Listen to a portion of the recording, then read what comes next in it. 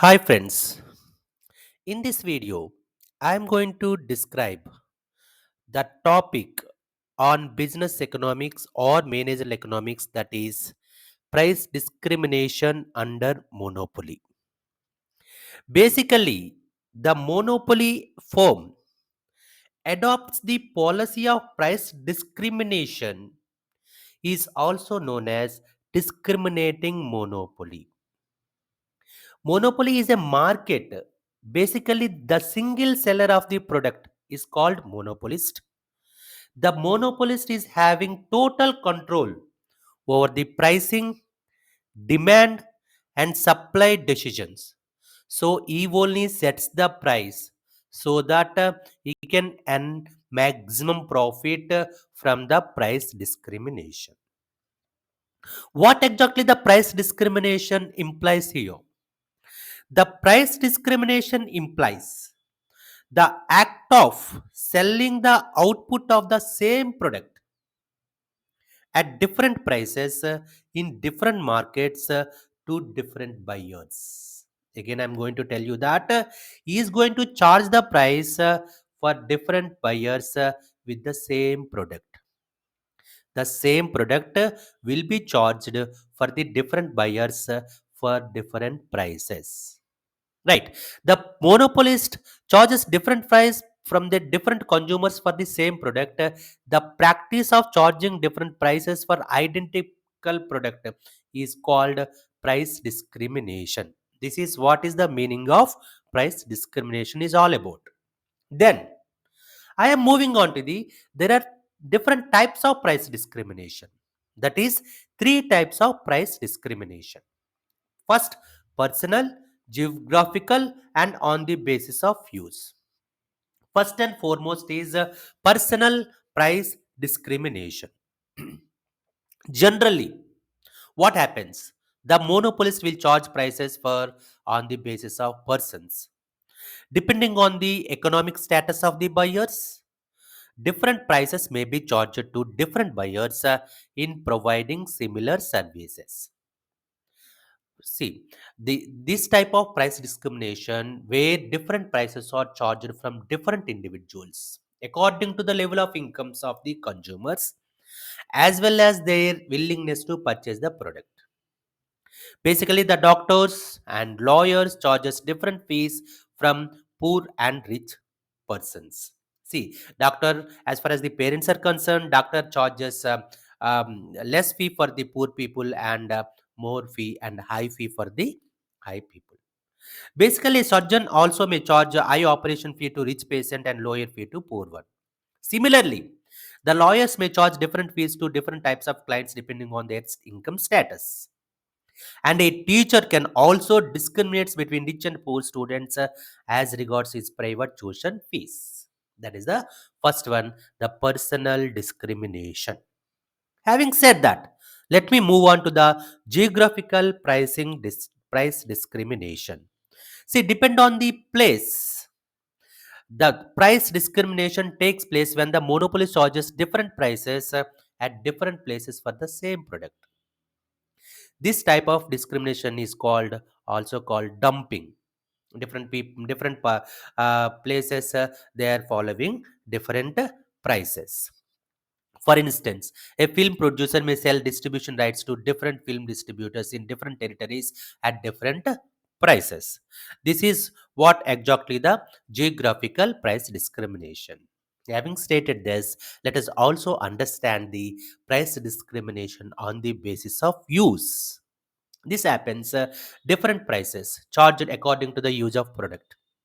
For example, electricity supply board charges lower rates for domestic consumption as well as higher rates for commercial consumption. Even restaurants, they are charging special rooms for the high um, quality rooms for high fees as well as normal rooms, general rooms for less fees. Even hospitals are also charging special wards, and general wards are different with different charges, right?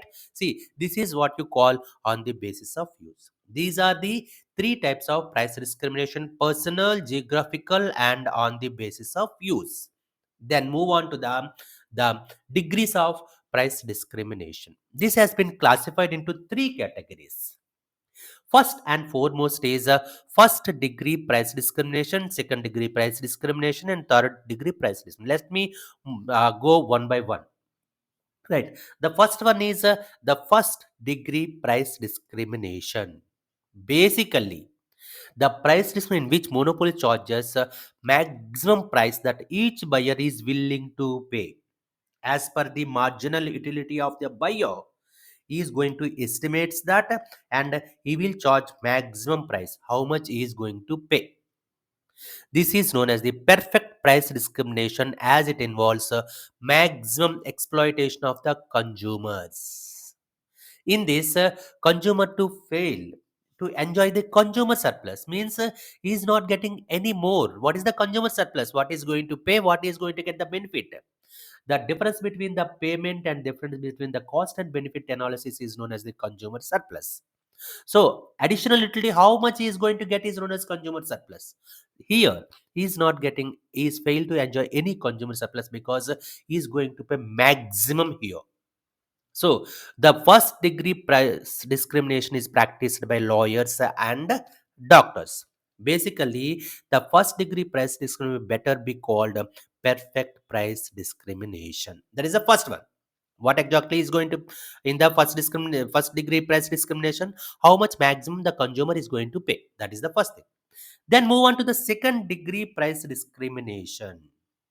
Here, charging different prices for different output sold to the different buyers means it is a blackwise price discrimination. What is going to do that? In this price discrimination, which buyers are divided into different groups and different prices are charged from these groups depending on what they are willing to pay. See, he is going to different groups and different prices, and how much they are going to they are willing to pay. He is going to charge accordingly. The basic example for second degree price discrimination is railways and airlines practice this type of price discrimination.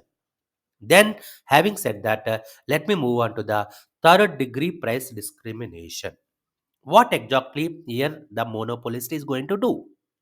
The monopolist divides entire market into sub-market and different prices are charged in each sub-market. Again, I'm going to tell you different prices charged in the different market segments. Is going to segment the entire market into sub-markets. Accordingly, is going to charge the prices. In this type of price discrimination, the monopolist needs to segment the market in a manner so that there is no possibility of resale of products sold in the one market in the another market. Moreover, however, he also identify the price elastic demand of different submarkets. Accordingly, he is going to charge it. These groups are divided into age, sex, and location. For instance, railway charge lower fares from senior citizens. Students get discounts and concessions in cinema tickets and tickets for visiting museums and historical monuments. All things. This is what you call the third degree price discrimination.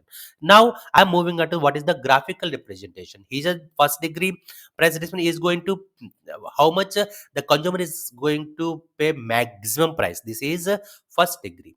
Then second degree, what we call, he is going to different blocks, depend on that he is going to charge the prices. And third degree, different segments, different market segments accordingly is going to charge the prices. This is what you call degrees of price discrimination in the graphical representation. Then the last phase of the price discrimination, what are the main conditions for successful price discrimination? Moreover, the price discrimination may always give profitable things.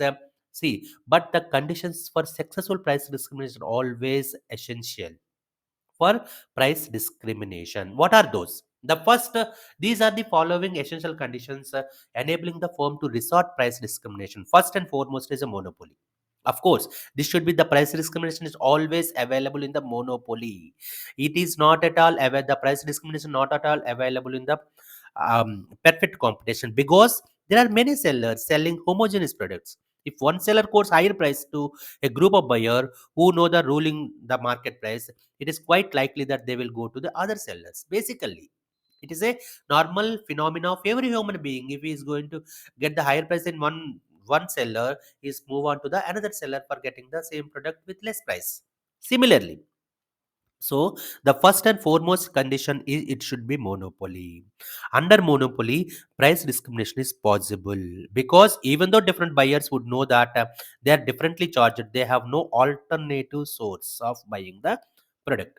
So the best one, the basic one is monopoly is necessary, but sufficient to engage price discrimination. That is the first one. It should condition is monopoly. The second one is segmentation of the market. The monopolist should be in a position to segment the market. He has to divide the market. He has to by classifying the buyers into separate groups. When total market is divided into sub-markets, each sub-market acquires separate identity so that one sub-market has no connection with the other. Second condition is segmentation of the market. The monopolist is in a position to segment the market. The third one is a apparent product differentiation. See what happens through artificial differences in the same product, such as difference in packing, brand name, and apparent product differentiation. It should be created so that it can be sold to the poor and rich consumers at different prices. That is the third one, apparent product differentiation. The fourth one is a buyer's illusion. What exactly here mentioned here is when the consumers have an international attitude, means normally intentional or sometimes irrational attitude, the high priced goods are always highly qualitative. Basically, once you go to the any market, you're asking for any product, one will be the less quality and another will be more quality. People think that the more the high price will always be the more qualitative. So the buyer's illusion is like that. Basically, their higher priced goods are always highly qualitative. Monopolists can resort price discrimination in this. Obviously, there is hardly any difference in viewing the film from the last row of the stalls and from the front row in the upper stall seats. But still, what purchaser will do? Purchaser of an upper stall seat derives greater pleasure or place of utility of occupying high priced seat. Is thinking in that way. So that is the price discrimination is always available depending on the buyer's illusion. Next point is prevention of resale and or re-exchange of goods. Goods discriminating monopolies sold in different markets should not be re-exchangeable between the buyers of low-priced market and high-priced markets. That's the prevention should always be there as far as the resale or re-exchange of goods from one market to the higher market. The another point I would like to mention here is non-transferability characteristics of the goods. What exactly it means? There are some goods which basing on their nature, very nature, they those goods are non transferable between one buyer to another buyer. In direct personal services, therefore price discrimination easily is resorted to because of this non transferability characteristic. For example, a poor person cannot go on behalf of the rich person to get medical treatment from the doctor. Basically, similarly, if you go for haircuts for say hair salons or private tuitions for teachers, they are non-transferable services by their nature.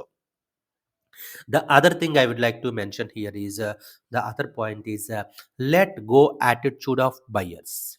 See, when the price differences between two markets are very small, the consumers don't think it is worthwhile to consider such price discrimination. For instance, if you go for distribution of oil or dalda, there is a journal price differential which is marginal one. So that we basically the consumers hardly pay any attention to such difference of 5 to 10 paise per kilogram in different zones. See, let go attitude of the buyers will also be the main essential condition for price discrimination. The last one is a legal sanction. In some cases, price discrimination is legally sanctioned. The transfer of use of the produce is legally prohibited in order to make it effective. For instance, if electricity for domestic purposes, it is used for if used for the used for commercial purposes, the consumer is liable for penalties. So legal sanction will also be the another condition for price discrimination. These are the successful Price discrimination is available on the all the conditions like monopoly, segmentation of the market, apparent product differentiations, buyer's illusion, prevention of resale or re-exchange of goods, non-transferability of characteristics of the goods, let go attitude of the buyers, and legal sanction. This is what nutshell about price discrimination under monopoly. See, thank you so much for watching. Thank you for staying with me. Thank you for your support, and thank you for your encouragement. Thank you, one and all.